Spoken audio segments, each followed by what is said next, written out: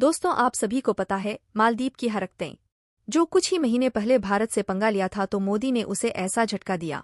जो एक ही झटके में उसकी नानी याद दिला दी। लेकिन अब नेपाल भी मालदीव वाली हरकतें करना शुरू कर दिया और भारत के द्वारा काफी ज्यादा मदद करने के बाद भी भारत को धमकियां दिए जा रहा है। दरअसल बात क्या है कि जब से चीन के द्वारा साउथ एशिया में एक मीटिंग कंडक्ट कराई गई तब से भारत के लिए यह चौंकाने वाली खबर सामने आ रही है। खासकर जब से नेपाल में केपी शर्मा की नई सरकार बनी तब से नेपाल खुद को शेर समझ रहा है, लेकिन उसे नहीं पता कि भारत से पंगा लेना कितनी भारी पड़ सकती है और इसे नहीं पता भारत अच्छा को पानी पिला चुका है। लेकिन आखिर नेपाल ने चीन के साथ मिलकर भारत के खिलाफ ऐसी कौन सी साजिश रची है और इसमें भारत के लिए घबराने वाली बात बन चुकी है। देखिए, नेपाल में इस बार सत्ता में परिवर्तन होते ही नेपाल अपनी लगाव चीन की ओर ज्यादा दिखाई दे रहा है। जबकि हाल ही में चीन में साउथ एशिया देश की मीटिंग करवाई गई तो उसमें नेपाल के साथ साथ भारत के अन्य पड़ोसी देश जैसे अफगानिस्तान, पाकिस्तान और बांग्लादेश और अन्य देश को भी निमंत्रण दिया गया था और इसमें भारत को नहीं बुलाया गया।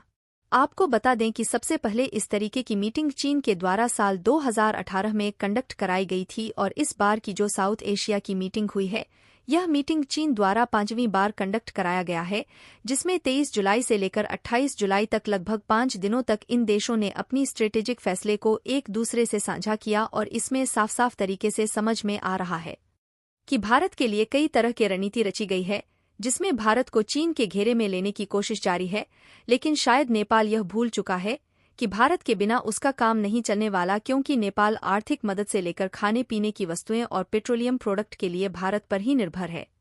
फिलहाल इस समय शायद नेपाल भूल चुका है कि वह भारत पर व्यापार, ट्रांसपोर्टेशन और एनर्जी सेक्टर पर कहीं ज्यादा निर्भर है, यानी कि भारत की तरफ से कोई भी एक्शन लिया जाता है तो नेपाल एक झटके में सीधा ऊपर से नीचे गिर सकता है। यहाँ तक कि खाने के सामान जैसे चावल, दाल, चीनी और गेहूं जैसे ज्यादातर फूड प्रोडक्ट भारत के द्वारा ही नेपाल में भेजा जाता है और नेपाल ज्यादातर दवाइयां भी भारत से ही मंगाता है। यहाँ तक कि मशीनरी और इलेक्ट्रॉनिक कंपोनेंट से लेकर ट्रांसपोर्ट करने वाली गाड़ियां भारत से एक्सपोर्ट की जाती है और नेपाल हर साल लगभग $6 बिलियन के सामान को भारत से खरीदता है। अगर देखा जाए तो पिछले कई सालों से भारत के जितने भी पड़ोसी देश हैं और जिनके साथ भारत के रिलेशन ठीक ठाक है, फिर चाहे वह भूटान हो या श्रीलंका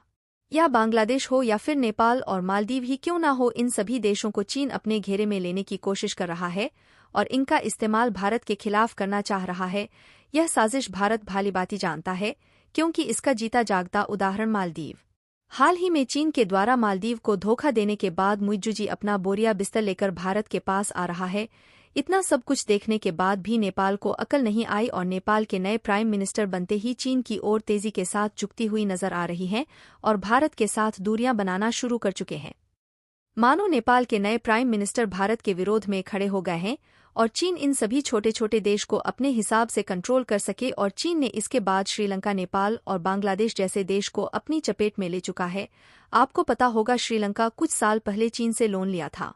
लोन न चुकाने पर श्रीलंका को अपना हम्बनटोटा बंदरगाह 99 सालों के लिए लीज पर देना पड़ा। हालांकि श्रीलंका इन सबके बाद तो मानो श्रीलंका सुधर ही गया, लेकिन नेपाल एक बार चीन से धोखा खाने के बावजूद भी दोबारा भारत से दुश्मनी लेकर बहुत बड़ी गलती कर दी है और चीन की सपोर्ट में आते ही एक बार फिर से लिपुलेख, काला पानी और लंपिया धुरा मुद्दे को गर्म करना शुरू कर दिया है और भारत के इस बॉर्डर के बारे में उन्होंने कोई छोटी मोटी जगह नहीं बल्कि खुद पार्लियामेंट के सामने इस मुद्दे को पेश कर दिया है।